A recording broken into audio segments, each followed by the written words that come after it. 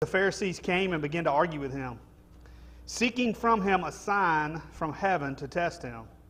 And he sighed deeply in his spirit and said, "Why does this generation seek a sign? Truly I say to you, no sign will be given to this generation." And he left them, got into the boat again, and went to the other side. Now they had forgotten to bring bread, and they had only one loaf with them in the boat. And he cautioned them, saying, "Watch out, beware of the leaven of the Pharisees and the leaven of Herod." And they began discussing with one another the fact that they had no bread. And Jesus, aware of this, said to them, "Why are you discussing the fact that you have no bread? Do you not yet perceive or understand? Or are your hearts hardened? Having eyes, do you not see? And having ears, do you not hear? And do you not remember when I broke the 5 loaves for the 5,000? How many baskets full of broken pieces did you take up?" They said to him, 12. "And the 7 for the 4,000? How many baskets full of broken pieces did you take up?" And they said to him, 7. And he said to them, "Do you not yet understand?"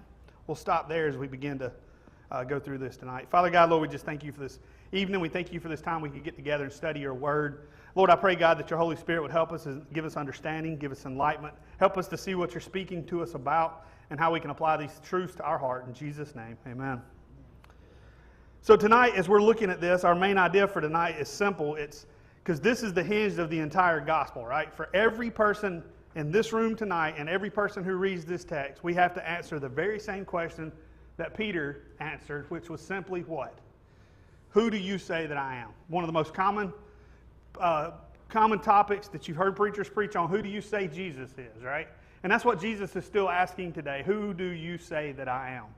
And so we're going to go through this tonight. We're going to build up to that point, and then we're going to discuss this. So as we pick up, we see the Pharisees come and they begin arguing with Jesus, right? And they're seeking from him a sign from heaven. Now catch this. Don't miss this because it's important. Because if you miss this, you won't understand why Jesus does what he does. It says, seeking, verse 11, seeking from him a sign from heaven. Why? To test him. You have to understand that this is a test, right? So the Pharisees come to Jesus and they're coming to test Jesus. This isn't because they truly want to know who Jesus is. They're trying to lay a trap for Jesus. They're trying to get him trapped. So when you read this and you see this question, or you see them coming and seeking a sign from him, right? And it says, why does this generation seek a sign? This is Jesus' word. And he sighed right before this, right? And he goes, I'm not going to give a sign to this generation. Now, when we're reading this and we're trying to understand what's really being asked, says, when they ask seeking a sign from heaven to test him, the whole concept there of heaven is talking about God. So they're actually seeking a sign from God to prove that Jesus was who he said he was, that he was the Messiah, right? So heaven here means God. They weren't just asking for any miracle because they had seen exorcisms and they have seen healings. They've seen 2 miraculous feedings, right? They wanted something that only God himself could do that was unmistakable. Like when Elijah called down fire from heaven in 1 Kings, or the sun's shadow moving backwards in Isaiah. They wanted something big, something God-sized, right? And as I was studying this, I read this one commentator, and he paraphrased it pretty well. And his comment was this. This is what they were saying to Jesus. You've done a lot of small-time miracles. Come on up to the big leagues and really show us something. And that's kind of really what was happening. That was the attitude of the Pharisees. They were laying this trap. But this trap had no exit. It had no honest exit anyways. They thought they had him. Because if Jesus refuses to do this miracle, then they can call him a fraud, can't they? But here's the part that we don't catch. If Jesus does this miracle because the Pharisees demand it, then he would be performing for the Pharisees, right? He would be submitting his identity to their approval. And then that would allow them, as the Pharisees and the courts, to actually claim that they had discovered the Messiah, that they had discovered Jesus as the Messiah. And then they would legally have rights to control his ministry. Because it was all about control. It was never about them trying to believe who Jesus was. So they lay this trap, and they think they've got him. Yeah, either he says no and he's a fraud, or he does it and then we got him. And so then we look, and Jesus responds. And Jesus responds and says, and he sighed deeply in his spirit. Now I want to stop there because we talked about this last week, didn't we? Remember last week we talked about when Jesus sighed, right? And what that meant. Last week the word that was used in Mark was stenazo. All right, that was the groaning. And that was the same word for the groan that Paul uses in Romans chapter 8, verse 23, when it talks about for creation itself is groaning under the weight of the fall. Here, Mark uses an intensified version of that very same word. He says, anastenazo, which means sighing up from deep within. So last week's sigh was a compassion sigh. It was Jesus entering into the world's brokenness before he healed it. Remember, as he sighed right before he touched the man, the deaf mute, and he healed him. That was a sigh of compassion. This week, the sigh is a sigh of grief. Anastenazo, a sigh of grief. This is Jesus comforting the unbelief, or I'm sorry, not comforting, confronting the unbelief that refuses to let go of itself no matter what evidence is given. Now think about everything that has happened in the previous chapters. There's been a storm that's been calmed, right? There's the legion of demons that was cast out. There was the dead girl that has been raised. There was the 5,000 that had been fed. Then there was another 4,000 fed later. There was a deaf man healed, a deaf mute healed. So the Pharisees have witnessed every bit of this. They've seen every bit of this come to life. They have witnessed it and they've heard reports if they haven't witnessed it. And yet they're still asking for a sign. This is not for lack of evidence. This is a refusal of the evidence that's already put in front of them. This is refusal. The evidence is sitting in their faces and they're denying it. They're refusing to see what God has already done. And then Jesus says, as he sighed deeply in his spirit, he says, why does this generation seek a sign? Now, I want to stop there. Because when he says this generation, I found something very, very interesting. And I really had a good time with this. I'm not going to go too deep into this rabbit hole, but it's a lot of fun. When he spoke those words, this generation, the audience of that day, the Jewish audience of that day would have automatically heard an echo all the way back to a famous Bible story that we all know. So right after God rescued Israel out of Egypt, right? They go out into the wilderness and they run out of water, don't they? Remember the story? Now while they're out there running out of water, they got mad at God and they got angry. And they said, is the Lord even with us or not? This is in Exodus chapter 17. Now this is right after they had seen God do miracle after miracle after miracle. And in Psalms 95 it says God was angry with that generation for 40 years. Now stay with me. The reason God was angry with them because they kept testing him even after they had seen his work with their own eyes. So they saw God at work and they were testing God. And God was finally angered towards them, right? Because they did not believe. They kept on after seeing things over and over and over. Okay? And they didn't get to, if you remember correctly, they didn't get to go into the promised land because of their hard hearts. And so it's interesting in Hebrews chapter 3 and 4, later that same story is used to warn us in the New Testament not to let our own hearts get hardened in the very same way, right? But now watch this. Look back in Mark chapter 8 where we're at. Look with me as we go through this. Israel doubted God right after eating manna in the wilderness. That's Old Testament. Here, the Pharisees are demanding more proof right after Jesus feeds the thousands of people with bread. Not once, but twice. Same doubt, same pattern, even after a bigger miracle. And then, as you get into that, Jesus is speaking and he says, why does this generation seek a sign? This generation, referring back. They would have heard this echo and realized, wait a minute, Jesus is throwing a warning out here that, hey, we can't be that same way. We can't see miracle after miracle after miracle and deny what God is doing. And he's relating that back to the Pharisees and their hard hearts and to the people that weren't willing to believe. But then he says, if that's the case, and he says, no sign. Truly I say to you, no sign will be given to this generation. Verse 12. No sign will be given. When you read that in the actual Greek, it's actually a strong way of Jesus was swearing an oath at that point. He was close to saying it this way: I swear on my own life, you will not get a sign.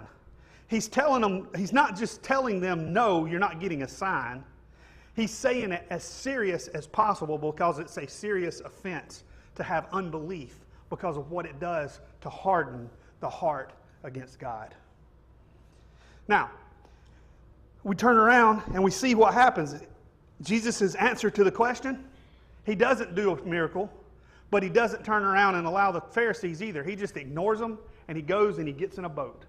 That's the response. They didn't see that as a way out, but it was. That was Jesus' response, was getting in a boat.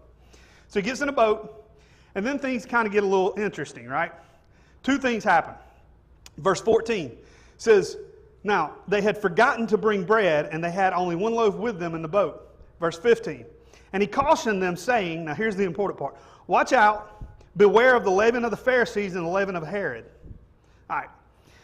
Let's stop there for a second. The whole concept of leaven, right? Leaven in the bread, right?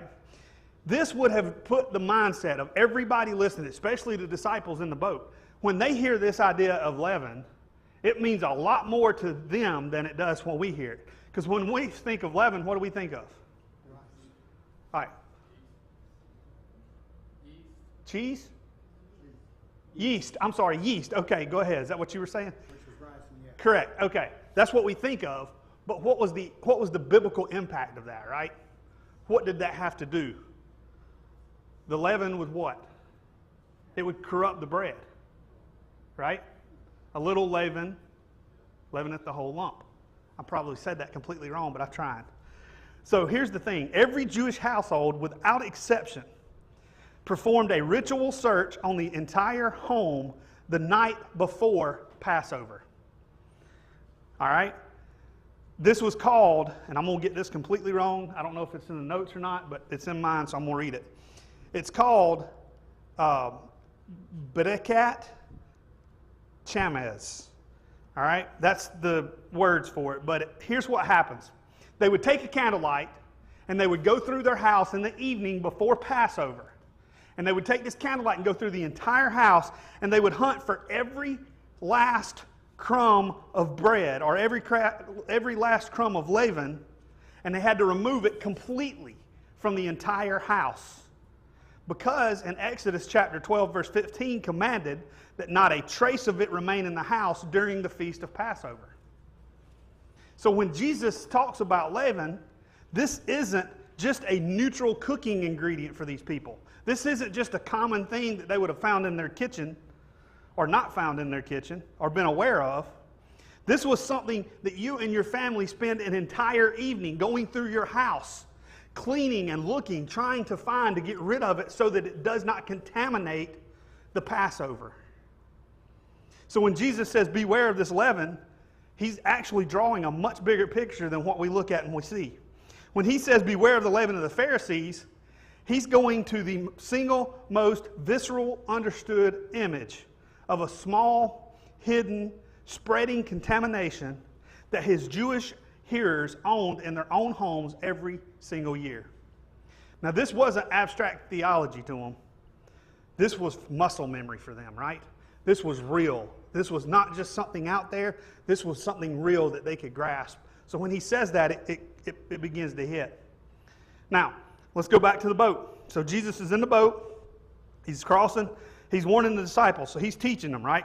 He's the rabbi, they're the disciples, and he's teaching. And he says, watch out, beware of the leaven of the Pharisees and the leaven of Herod, okay? Two different leavens mentioned here, right? And the disciples completely miss this because they're thinking the entire time that he's talking about them forgetting to bring bread on the trip. They completely miss they are so tunnel vision on the fact that they only got one loaf of bread, they are missing what Jesus is saying. And so Jesus is warning them. He's warning them not only about the leaven of the Pharisees, but the leaven of Herod, right? Two different corruptions in one sentence. Now, we'll break this down. The Pharisees' leaven, what he's talking about there, is them demanding proof before you believe, which is the very thing that they had just walked away from, right? That was the Pharisees saying, hey, we want proof that you are who you say you are. We want proof that you're real, or we're not going to believe you. That's the leaven of the Pharisees. And that still exists in our world today. We'll get to that in a minute. Herod's leaven is, if you go back to chapter 6, remember we talked about that with Herod and whatnot. That's caring more about looking good to people than doing what's right. Because remember, Herod was the one who had John the Baptist killed because he cared more about his image than he did with John the Baptist and who he represented. And so he cared more about looking good in front of people and what his image was and how people perceived him. And so when Jesus is talking about the Herod, or the leaven of the Pharisees and the leaven of Herod, he's talking about those two concepts.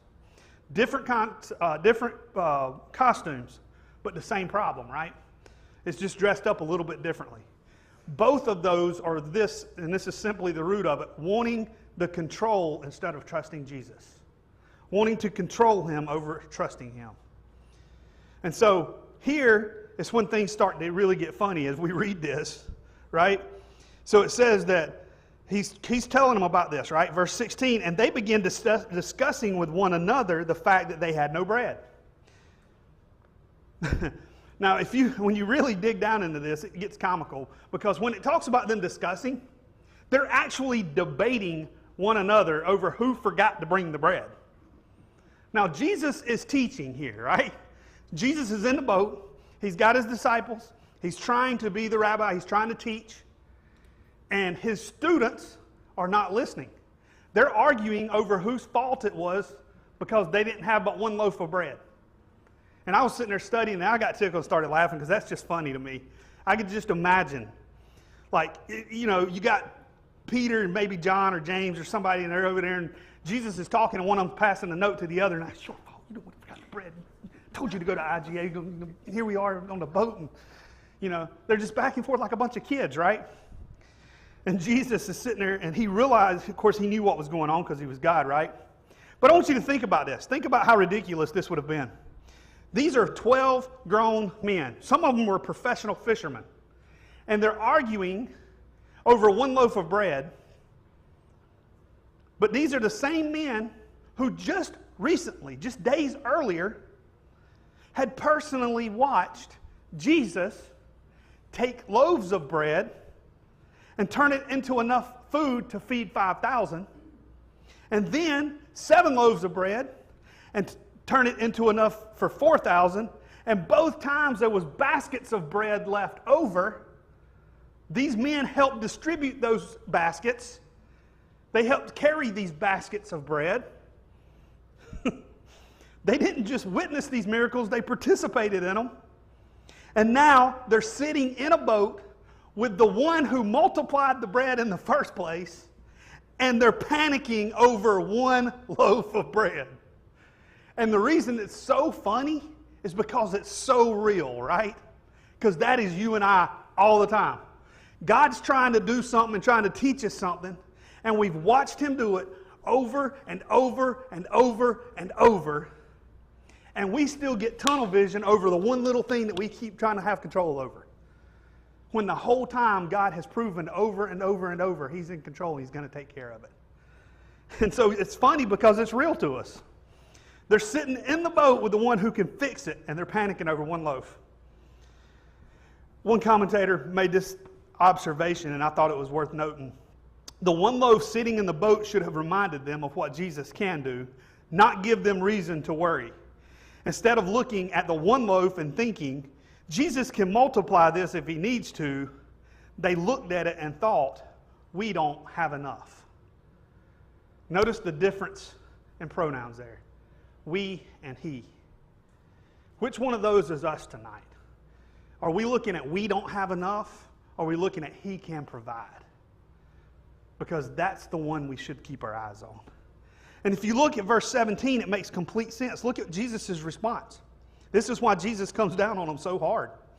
And Jesus, aware of this, said to them, why are you discussing the fact that you have no bread? Do you not yet perceive or understand? Are your hearts hardened? Having eyes, do you not see? And having ears, do you not hear? And do you not remember when I broke the 5 loaves for the 5,000? How many baskets full of broken pieces did you take up? They said to him, 12. And the 7 for the 4,000? How many baskets full of broken pieces did you take up? And they said to him, 7.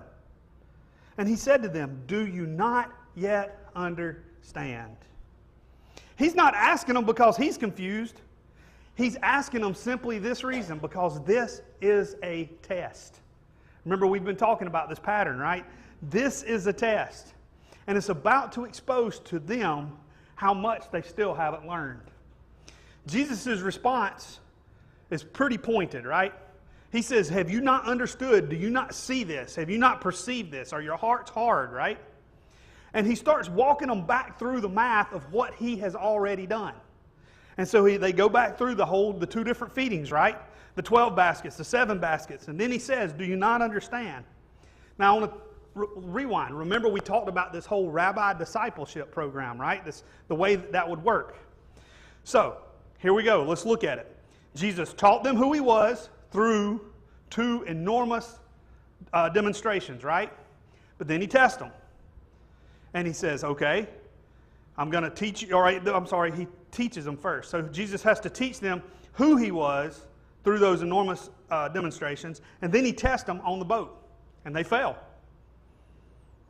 They're worried about a lunch shortage right in front of the God who had already multiplied the bread. So again, we see the disciples failing the test. Now they did pretty good last week, right? Because we got to the 4,000 and they had learned a little bit. And so we're kind of pulling for them, right? We're like, yeah, guys, y'all got this. Y'all got this. I'm pulling for you. Y'all going to pass the test. And then they get in the boat and they start squibbling over one little sandwich, right? And so we're like, okay. They're worried about that one little thing. So a rabbi in that world wouldn't consider a lesson learned until his disciples could apply it, watch this, under pressure without prompting. And Jesus gives them chances to prove that they've actually understood. But yet again, they fail the test. So what is all of that part, all of this that we've just discussed, what does that look like for us in real life? All right, so a lot of times in our life, we want God to prove himself to us before we'll trust him, don't we? Now, here's what that looks like. Sometimes we're waiting on God to prove himself through that big financial breakthrough. Or maybe it's that instant healing that we're asking God to give us, while we walk past what he's already done in our lives. The prayers that he's already answered. The Bible, the words that he's already given us. The messages he's already sent. The prayers that other people have prayed for us. And then we think of Jesus dying for us and all that he did on the cross.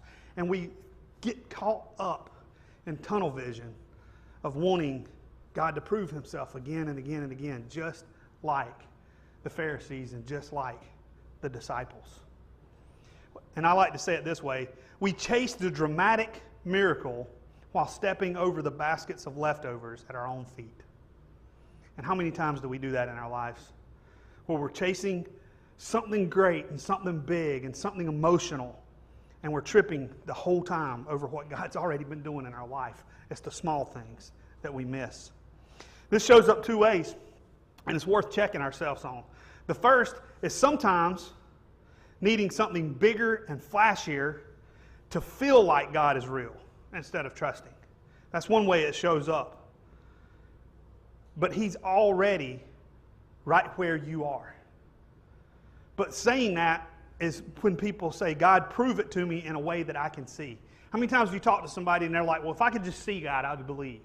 Or I just don't see God at work in my life. And it's because they have that tunnel vision and they're so focused on the circumstances or the problems, they're not seeing the little things that God is doing in their life this whole time. The second way that we can see this and visualize this is a little bit more common, but it's also quieter and it's harder for us to go with. This is going along with whatever the popular opinion is or what's popular. And this happens in the American church more often than not.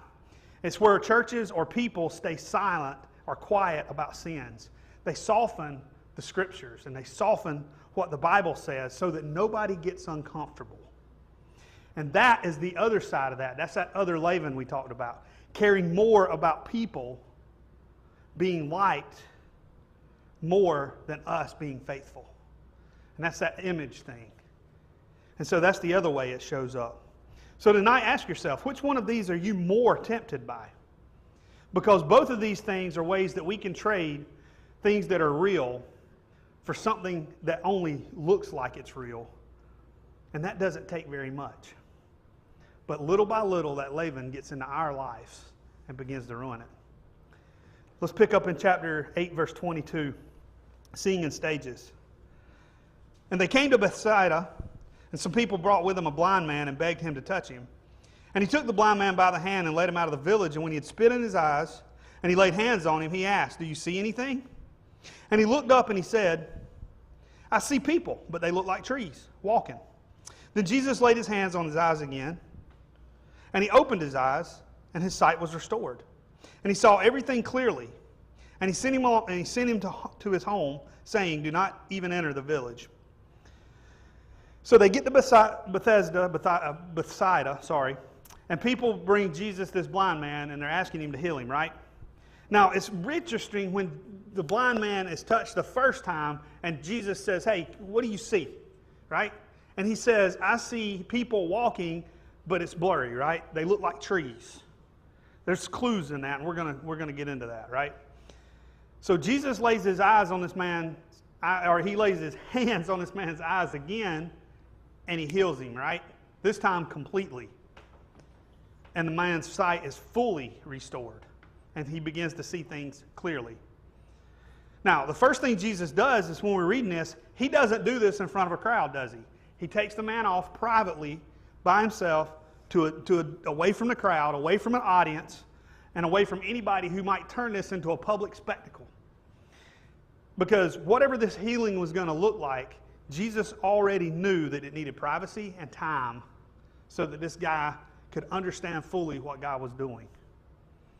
And that alone says some things about the way God treats us and the way God heals us and the way God deals with us, right? Sometimes healing doesn't come instantly. Sometimes healing comes in stages. And sometimes God doesn't heal us directly. Sometimes God he doesn't have to, but he chooses to go through these stages to heal us instead of healing us automatically. So, when we're talking about this, one of the misconceptions is, because we read that this guy was blind, so we automatically think in our head, yeah, this dude was born blind, right? But from the text, we can understand this man was blind, but not like from birth. John chapter 9, it talks about a man that says he was blind from birth, not this guy. The reason we say that, and this is important, is because notice what it says in verse 24. Verse 24, it says, "And he looked up and he said, 'I see people, but they look like trees walking.'" Now, if he's describing the blurry shapes he's seeing as people and trees, that means this guy had seen trees and people before. Because if not, he would have had no clue what trees and people look like, right? And so we know that at some point this dude had sight, and he lost his sight. Now Jesus is restoring that sight. And so Jesus is, as he's restoring it, right, it's not like he's creating, like the one instance in the Gospels where we talked about last week where Jesus actually goes down and spits on the ground. And then he rubs the mud in the guy's eyes. That was Jesus literally forming eyeballs for that guy. That's not what he's doing here. He is restoring this guy. He's restoring this man's sight. He's fixing the problem. Okay? But that doesn't take away from what's happening. It actually gives us a deeper insight to things that God does. Because God is the only one who designs how eyes work, and he's the one that would be the right one to fix them correctly. So in Psalms 94 it says, "He who planted the ear, does he not hear? He who formed the eye, does he not see?" The only miracle in the gospel that this happens in two stages. This is the only time we read in any of the gospels where a person is healed in two different stages, not all at one time. And that has to be the point that Mark is bringing out for us to see, because it's not an accident, right? And it's not like Jesus was like, "Oh, I tried, I failed, I'm going to try again." Because we know that Jesus was 100% God and 100% man, and he didn't fail. He was perfect. So he did this for a reason, and Mark is allowing us to see this, right? Everybody else Jesus healed that was blind, he did it instantly. This guy, he did it slowly. It was a process. He did that for a couple of reasons. One, he did this to prove, because who was looking for a sign? Pharisees, right? He's doing this to prove that it's not a trick. People in those days were constantly pulling tricks and fake healings and all kinds of things. Remember we talked about that with the Roman emperor, right? With the Vespasian, or whatever his name was, and how he had tried to fool them to believing he was the Messiah by supposedly healing a blind man. And that was all staged, and it was all set up, even though it was promoted as truth. And this is Jesus going, wait a minute, this is a two-stage healing. So this can't be a trick, because it's almost impossible to set up all the cues for a two-stage healing for it to be a trick. And so it matches how healing actually works. First, there's blurry shapes. Like people that have had head trauma, they come back. I don't know about you, but if you've ever been knocked out and you come back around, the first thing you see is everything kind of doing this number. Then all of a sudden, yeah, Doug's shaking his head. He knows. Yeah, I've been there too. And then all of a sudden things start to clear up and everything, you know, and you see this on TV, right? People on TV get hit and the camera does weird things and everything's blurry and then they can see again. That's kind of the way it happens, right? So this matches actually how healings actually work. Blurry first and then full clarity. But this is Jesus stopping in verse 23 and he goes, hey, do you see anything? See this process? He touches him and he says, do you see anything? As if the engineer who created the eyeball, the God who created the eyeball is going, hey, I'm working on you here and I want you to realize that this is a process that I'm doing in your life. And so he asked the question, do you see anything? He waits for the honest response because he's got a relationship with this guy. He's building this relationship. But here's something I don't want you to miss. This story Mark is writing, and he puts it in here right before we get to the passage, the main topic for tonight, which is Peter confesses Jesus as Christ. Now I want you to, don't miss this. It's placed correctly right before Peter's confession on purpose. Mark's writing and he puts it here because, and I don't want to skip ahead too far, but Peter is about to make the most truest comment that anybody has said about Jesus so far when he says, you are the Christ. And he gets that part right. But when Jesus says that he's going to die and suffer, right? He said, I got to suffer and die. Peter turns and tries to talk him out of it because he doesn't fully understand what kind of king Jesus really is. We're going to go into that in a minute. But Peter is a lot like this blind man. He doesn't see things clearly.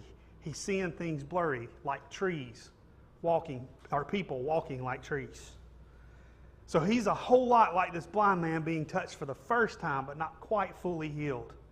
He sees something real, but he can't clearly see the entire picture. And Mark throws this in right before that for a reason. And this matters because we have to think about our own walk with Christ, right? We live in a world that loves instant stories. I mean, think about everything around us. Everything is automatic, right? I mean, you can order stuff. You don't have to go to the store anymore. You just order it and it comes to your house. You go to drive-thrus. Everything is instant food. Put it in a microwave. Instant this, instant that, right? We live in everything. And the world itself loves instant stories. The before and after. The dramatic overnight fix. And we start thinking that that's what our real faith is supposed to look like.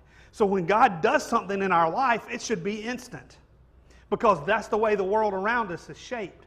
But that is not the faith that God teaches us that's in Scripture, is it?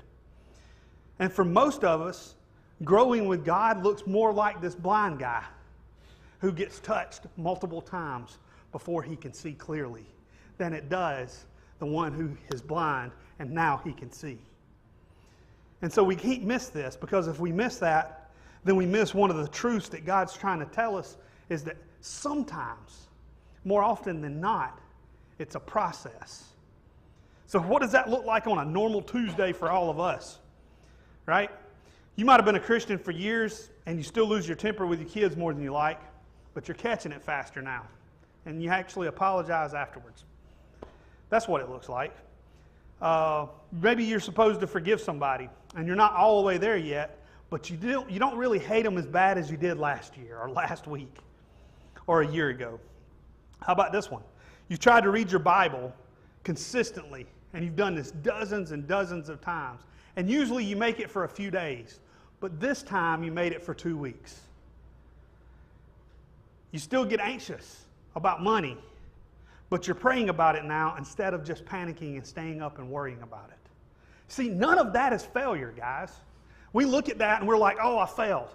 And I talk to people every week from here and out in the community, and I talk to people and they're like, yeah, I'm a sinner, I've done this, I failed here, I'm doing this wrong, I failed here. But that's not failure, guys. Listen, this is us being that blind man, and God is still touching us, and God is still working in us. And yeah, we may not see things clearly right now, but God is still at work, and He's still going to keep working on us, because right now our spiritual life is seeing things blurry like trees and people. But eventually we get to see the full picture, because He is still working on me.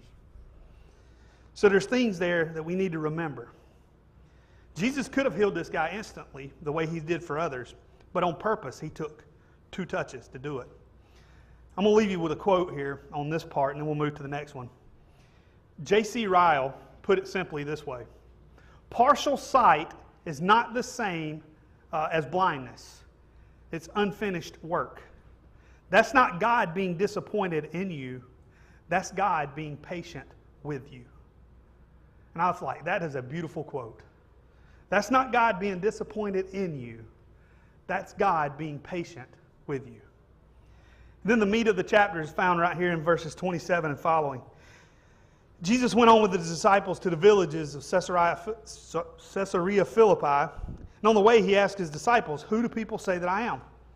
And they told him, John the Baptist, and others say Elijah, and others one of the prophets. And he asked them, but who do you say that I am? And Peter answered, you are the Christ. And he strictly charged them to tell no one about him. Verse 31. And he began to teach them that the Son of Man must suffer many things and be rejected by the elders and the chief priests and the scribes and be killed, and after 3 days rise again. And he said this plainly. And Peter took him aside and began to rebuke him. But turning and seeing his disciples, he rebuked Peter and said, get behind me, Satan, for you are not setting your mind on the things of God, but on the things of man. And calling the crowd to him with his disciples, he said to them, if any man would come after me, let him deny himself and take up his cross and follow me. For whoever would save his life will lose it, but whoever loses his life for my sake and for the gospel's will save it. For what does it profit a man to gain the whole world and forfeit his soul? For what can a man give in return for his soul? For whoever is ashamed of me and my words in this adulterous and sinful generation, of him will the Son of Man also be ashamed when he comes in the glory of his Father with the holy angels. So now we're going to get to the third part. Who do you say that I am? So Jesus and his disciples, they go to the villages of Caesarea Philippi, right? Now this location is completely on purpose. God is on purpose, or Jesus is on purpose, taking them to this location. This location counts for a lot. This is not just an incidental location. This Caesarea Philippi was set at the base of Mount Hermon. There's a massive cave there that the people in those days believed was the entrance to, or the gateway to the underworld. Okay? And there's a long-standing center. This whole location was a long-standing center for pagan worship, specifically for the god Pan, which was the half-goat dude that they worshipped. Now, the time Jesus was walking around, by this point in time, because this is ancient, like back in the day, this has been a place that forever. Like, if you've ever watched the movie Sandlot and you remember them saying forever, if you've not seen that, you won't catch that, but that's forever they've been worshiping here at this location. All these different peoples, everybody has said that this right here is the gateway, right? So this place has power, so to speak. And by Jesus' day, Herod the Great had built a temple there to worship Caesar Augustus as a god. So there's now another temple, a Roman temple built there. So you got all these different gods there. All right, Herod Philip, right? He had recently renamed that city after himself and for Caesar, which is why it's called Caesarea Philippi. He was layering, I'll get the word out in a minute, the political power there, and the pagan religion, and the emperor worship, all on top of each other in one dark spot on the globe. The historians, Josephus and some of the other ones of those days, actually described this place as a city of 1,000 idols. 6 different false gods were actually worshipped there. Jews, anybody who was devout and was Jewish, completely stayed away from this place. They wanted nothing to do with this place whatsoever. Like, you did not go there. So, of course, what does Jesus do? Hey, field trip, let's go. He takes his disciples and he shows up there, right? That would be like me going, hey, let's go to the worst part of Lexington County, to the most shameful part, like you would be ashamed of being seen there by anybody. And then me going, now who am I again? Am I your pastor or not? At that point, y'all might be going, no, not no more, because it's just crazy, right? Like, that would just be weird. But Jesus actually brings them there, and he says, tell me who I am. All these gods this is a place where all these gods are worshipped, and Jesus says, now tell me who I am. The cave itself there even had a name, and it was called the Gate to the Underworld, or in Matthew's account, it's called the Gates of Hell or the Gates of Hades. This is actually detailed in Matthew's account, this same conversation, right? Jesus is recorded saying, this is right after Peter's confession in Matthew, that the gates of hell will not overpower or will not prevail against the church that he's about to build. This is a direct callback to the cave that they were standing in front of. So you can see the darkness, you can see all of the imagery. They're standing in front of this cave, right? These disciples, they're probably worn out. They're probably tired. They're probably a little hungry, because if I was Jesus and they had been arguing over one loaf, I wouldn't have made more. I'd have made them eat that one. And I'm sure he didn't, but I would have. And so all this is happening, right? And also with that, I'm going to say this real quick, because I don't want to get into this conversation tonight. We'll do this when we go through Matthew. But in Matthew's gospel, it doesn't talk about it in Mark, but it says Jesus is talking, and when Peter answers, he says, you are Peter, and on this rock I will build my church, right? And so I'm not going to get into the wordplay with all of the rock and Peter and big rock and little rock and all the names and all that stuff. If you don't know it, it's a lot of fun, but I'll preach that at some point. Because that's in Matthew, we're not going to deal with it, but I do want to talk about this for a second. Some traditions and some denominations or some religions out there have actually said that this is where Jesus is making Peter personally the foundation for what the church is built on. Because he says, on this rock I will build my church. And we know that Peter's name meant rock.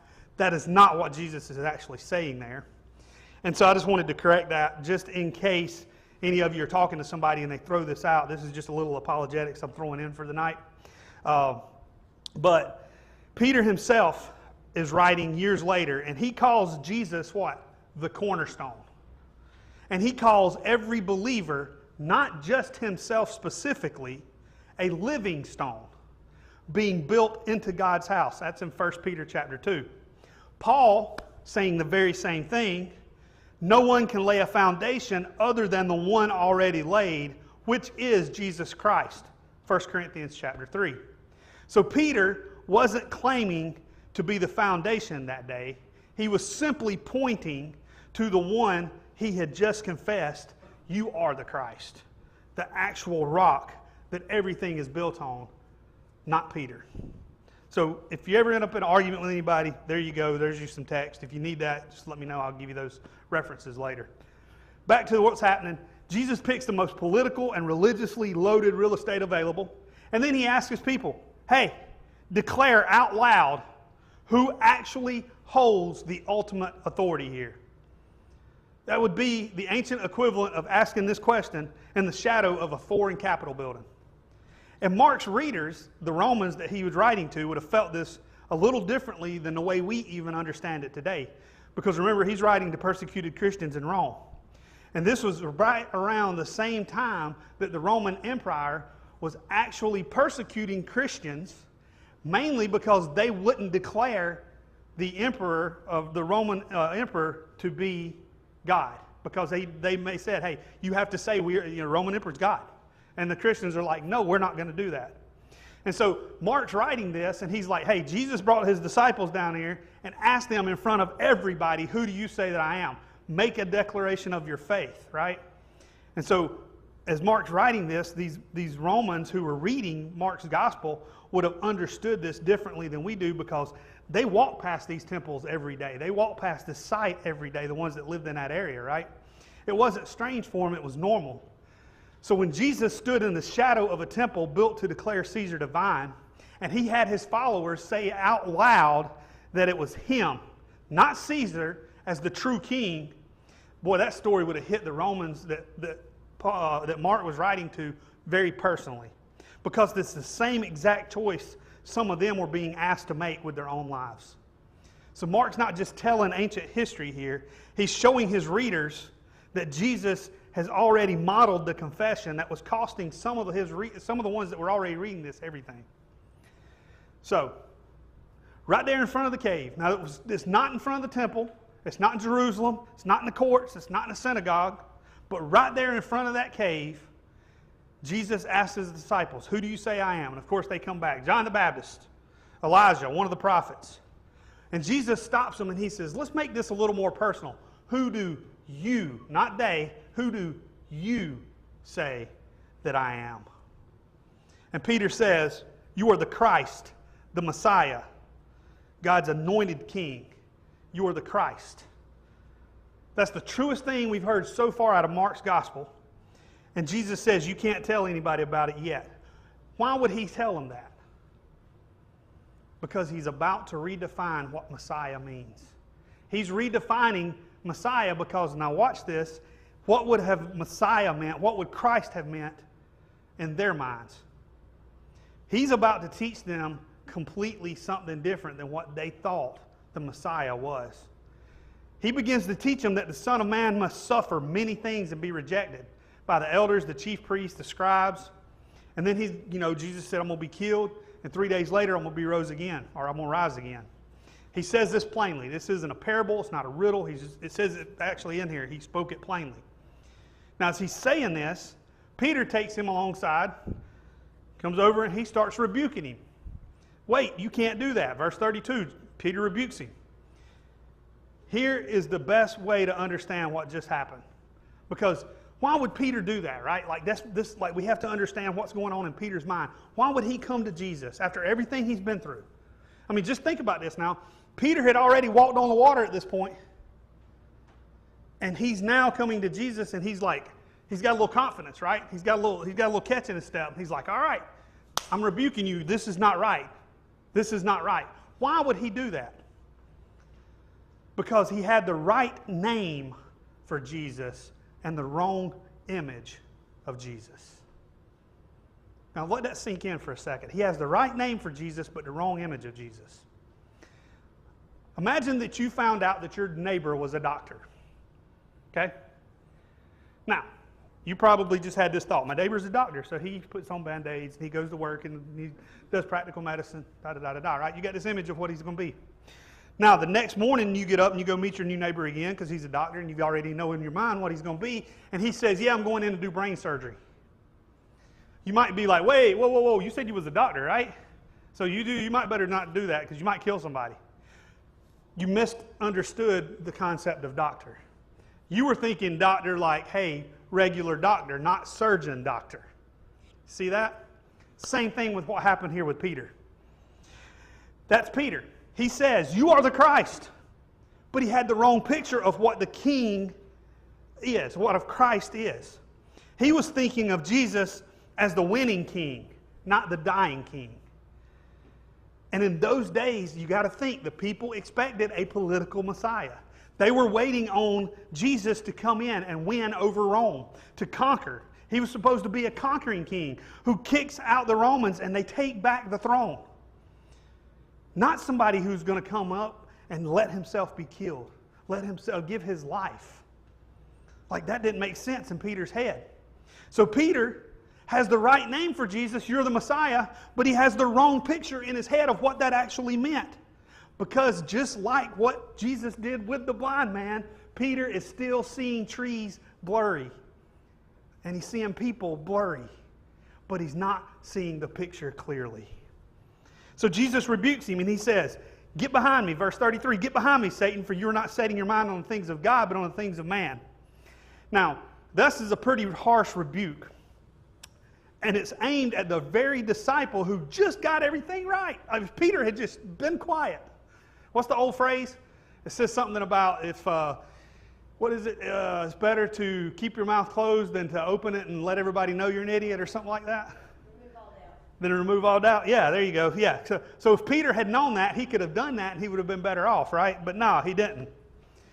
And so Jesus is actually, and this is cool what Jesus does here, right? So we see this rebuke. And because Peter's mistake here, this wasn't just small talk, right? His mistake was trying to, now catch this, steer Jesus away from the cross. He didn't come to Jesus with a bad attitude. He was like, no, Jesus, you can't go to the cross and die. Like, you can't do this. Like, that was his mistake, was steering Jesus away from the cross.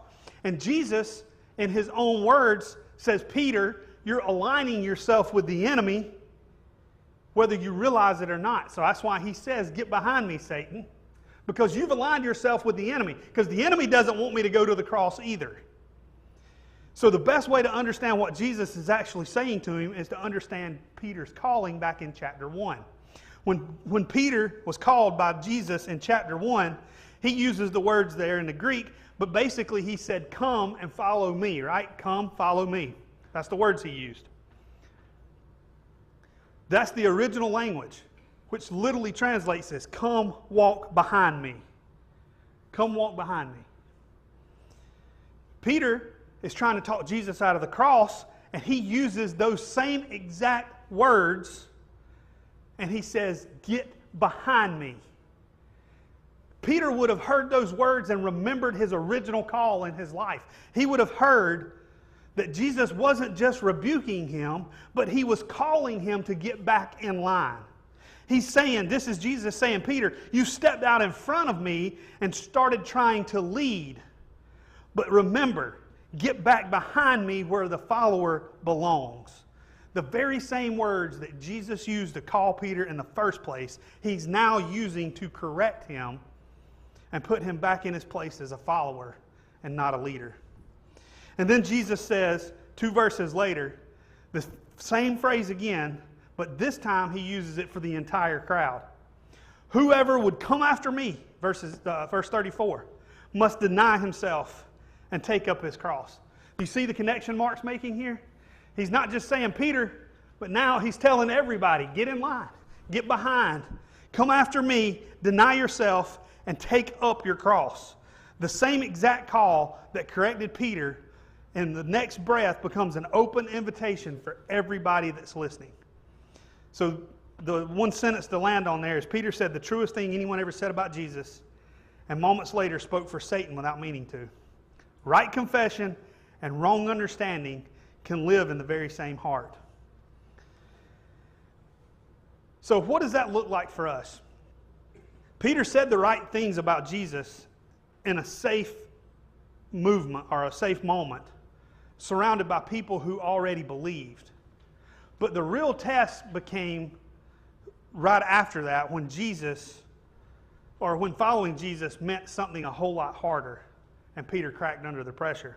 Because it's not hard for us to say here at church, yeah, Jesus is Lord, on Sunday in a room full of people that we all, agree with.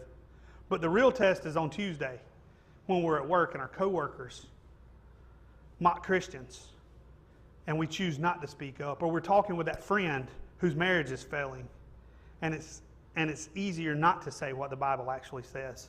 The Sunday school answer isn't always the correct answer, but your Tuesday answer is the real one.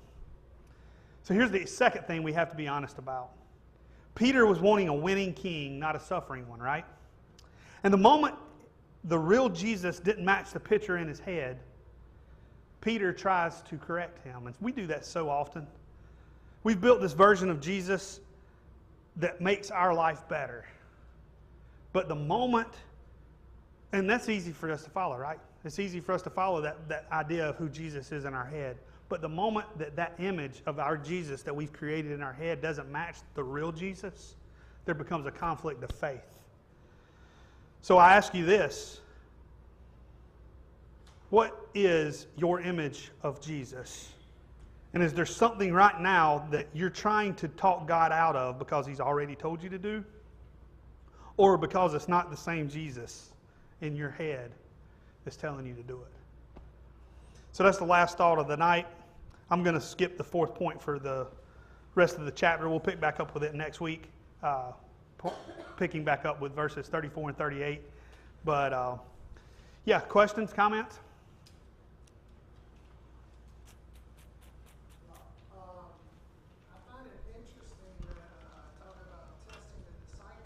Yeah.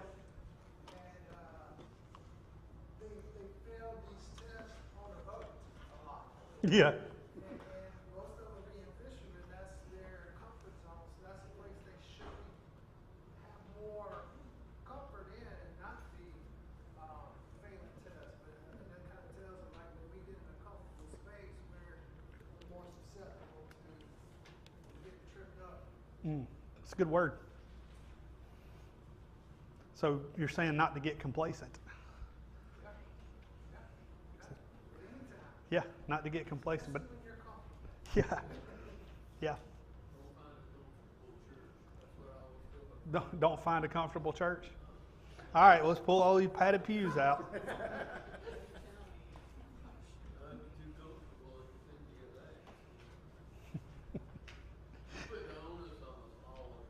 So what now?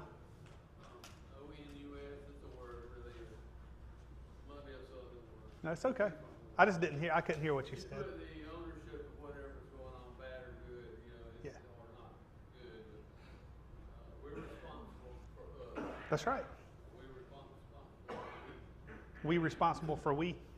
I like that. That's a good one. That makes for a good T-shirt. Any others? Yeah. I find it that even the disciples fumbled following Jesus, and as us being Christians, we also fumble. But in reality, we can fumble, but we must realize that Jesus never forsakes us, and He's right there to catch us again.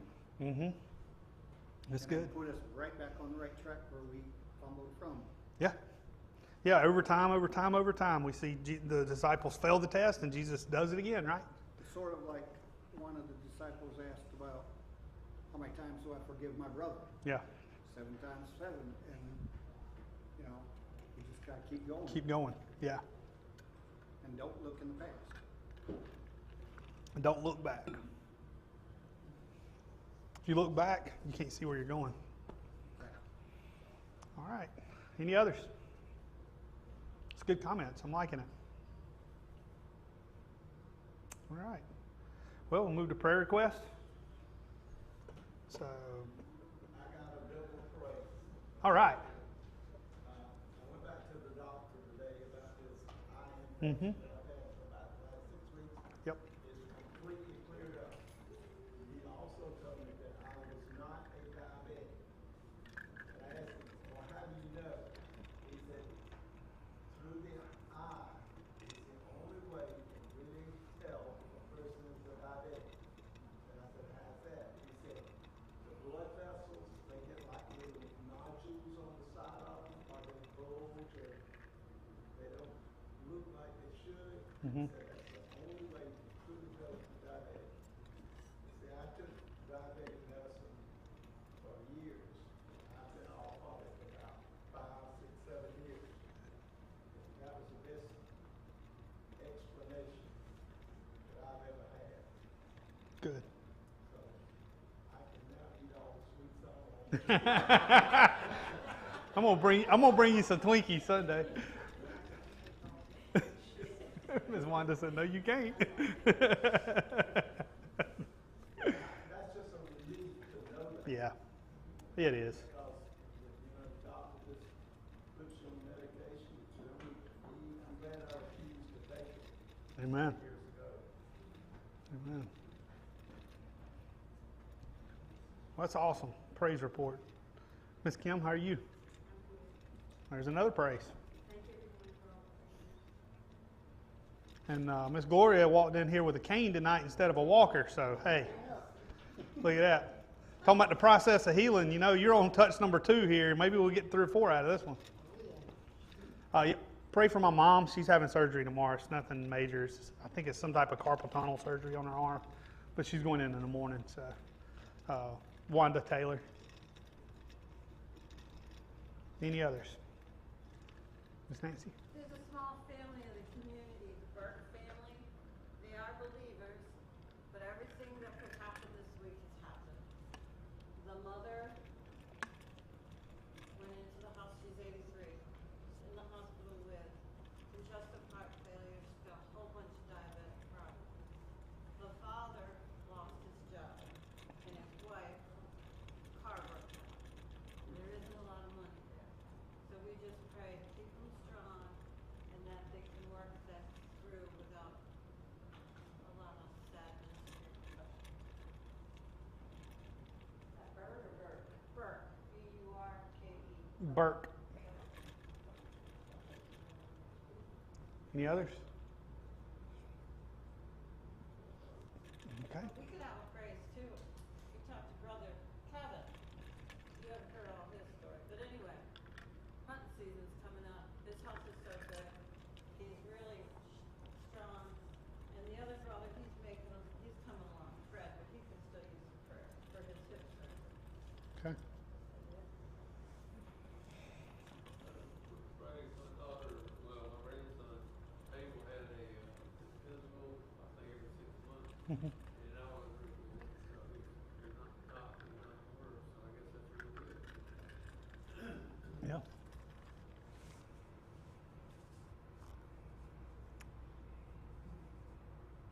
Okay. Any others? Marie's under the weather, that was specific, she just Yeah. doesn't have any, I don't think she's getting enough air. I mean, seriously,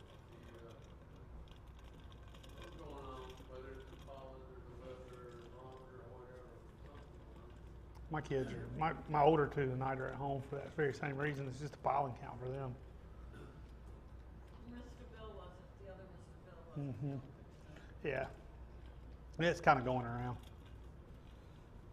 All right. I talked to Brother Everett earlier this week. He's had COVID. Mm. And he's better. And that is, I think it's his dog that comes with us. She has it. Mm.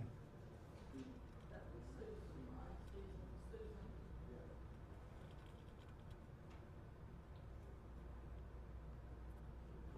Okay. All right. Any others? And I talked to Bill Sasser too. He was Sunday school. His side is very good. Mm-hmm. But he has some unspoken requests too. Mm-hmm. Mr. William. Any others? Okay. Well, Keep Miss Helen in prayer. She's just feeling her age. yeah. All that. Okay. Let's have, Christian will close us out.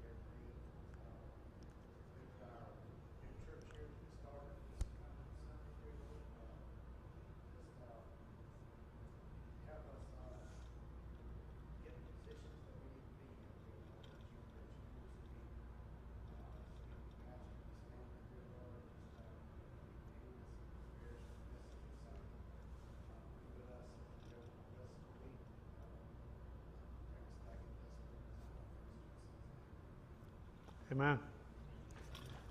Real quick, Tommy, Miss Darlene, and I'm sorry. Stephen, catch Randy before you leave. He's got this website thing. Yeah, just gonna give you a little sheet. So, The website. y'all are good. I was just wanted to mention that.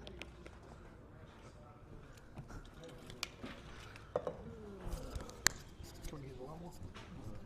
I'm sorry. No, yeah. Well, I mean, I was just going. I always put this up because it records.